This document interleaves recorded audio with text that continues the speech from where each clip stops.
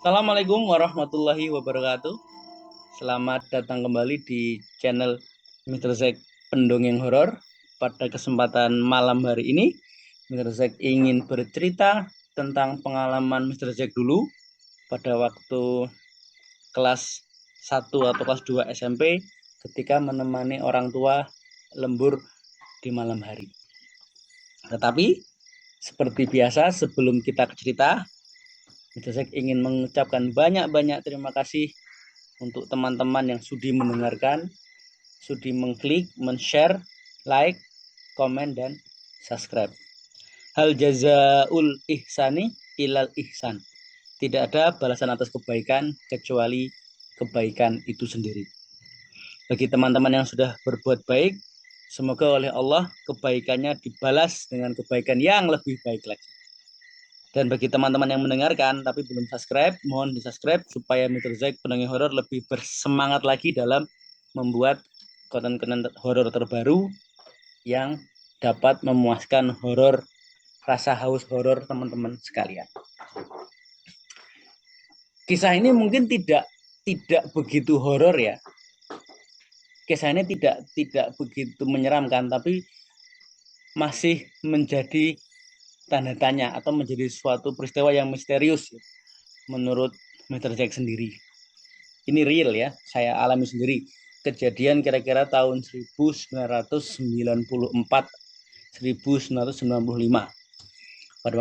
Pada waktu itu Mr. Zack masih kelas 1 atau kelas 2 SMP. Pada malam itu Mr. Zack diminta untuk menemani orang tua ya, menemani bapak untuk lembur di kantor. Ya, setelah persiapan lain sebagainya gitu, berangkatlah kita berdua menuju kantor orang tua saya ya, kantor bapak. Orang tua saya pada waktu itu bekerja di sebuah universitas swasta, perguruan tinggi swasta di daerah Jakarta Timur. Pada waktu itu kalau tidak salah sedang mempersiapkan untuk akreditasi atau apa gitu ya, karena setahu saya ada tinjauan dari Dikti. Orang tua bekerja karena saya waktu itu masih SMP tahun 94 95. Jadi ya kegiatan diisi dengan nonton TV di ruangan atau main game komputer yang ada di ruang-ruangan kantor gitu ya. Tengah-tengahnya main komputer itu main game komputer, ayah saya gitu minta tolong untuk mengambil dokumen yang tertinggal di mobil, di parkiran mobil. Itu sudah malam, kira-kira jam 10 atau jam setengah 11 malam. Oke ya, tidak ada perasaan takut, hanya intinya ya diminta tolong oleh orang tua ya kita siap. Oke, keluar ruangan yang terang. Ternyata begitu sampai keluar itu gelap semua karena memang malam hari kan dimatikan oleh security. Dan demi keamanan, SOP-nya menyatakan bahwa semua pintu-pintu itu dikunci. Kalau kita gambarkan gitu ya, perguruan tinggi swasta ini seperti huruf U, tapi huruf U bersudut, U kotak gitu kan. 4 atau 5 lantai gitu. Mr. Jack sendiri lupa detailnya, tapi ketika bekerja itu di lantai 4.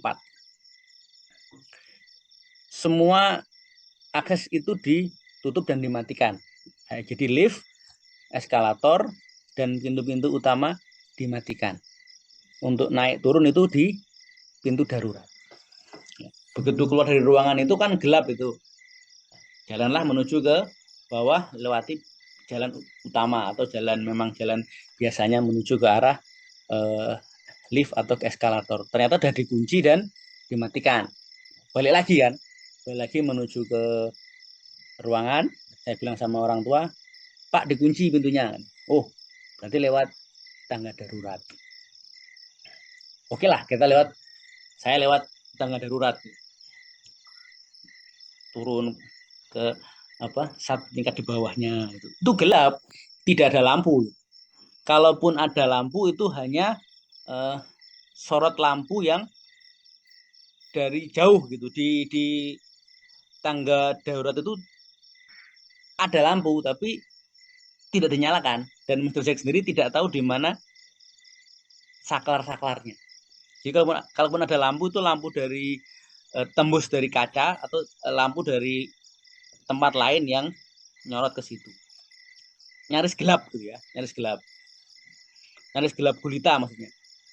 Oke, turun lagi ke lantai yang di bawahnya lagi. Begitu turun ke lantai di bawahnya lagi itu, saya terkaget tuh. Astagfirullahaladzim. Ada seperti manusia gitu, berdiri di sudut gelap gitu kan. Wah, merinding ya kan.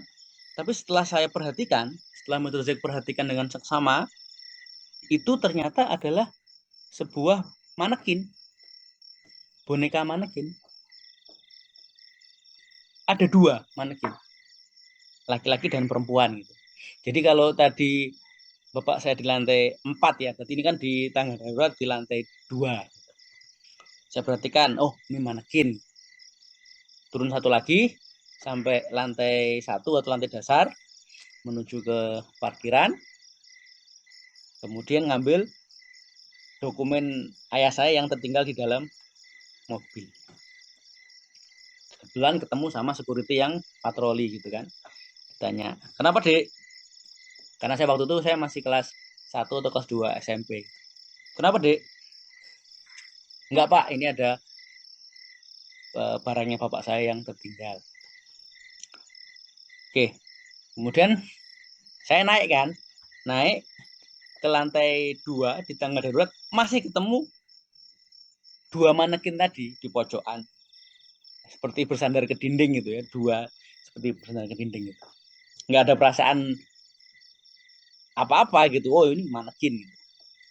Naik lantai 3, lantai 4 ke ruangan di mana ayah saya masih bekerja. Kemudian saya tanya, Pak, kok di lantai 2 di tangga daruratnya kok ada manekin? Dua pula manekinnya. Ayah saya jawab, manekin. Untuk apa manekin? Ini kan bukan perusahaan garment. Ini kan perguruan tinggi swasta. Buat apa ada manekin? Saya tanya, oh, saya jawab, oh, ya juga ya. Saya tanya, oh, barangkali untuk model seragam atau model ya kaos olahraga dari para mahasiswa. Kata bapak saya, nah kalau memang untuk model ya pakai mahasiswanya langsung gitu kan, pakai ini pakaian olahraga misalkan, ini pakaian upacara, ini jas alma mater, pakai mahasiswa langsung. Kenapa pakai manekin gitu kan? Ini kan bukan garment, ini perguruan tinggi swasta. Ya logis ya. Oke.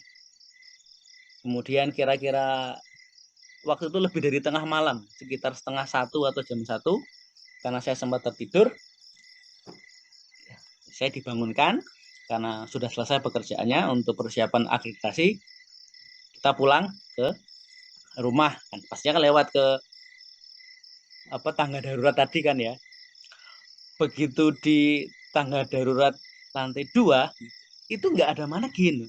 Saya bilang sama bapak saya, Pak, kok manekinnya nggak ada gitu. Wah, mana manekinnya? Mana nggak ada manekin gitu kan. Karena bapak saya sudah hafal, dinyalakanlah saklar lampu gitu. Beliau berjalan ke uh, satu sudut tempat lah, dinyalakan. Memang itu sepi, bersih, tidak ada manekin. Ya tangga seperti tangga bersudut tangga, turun lagi, turun lagi. Tidak ada manekin. Apa dipindah sama satpam Pak?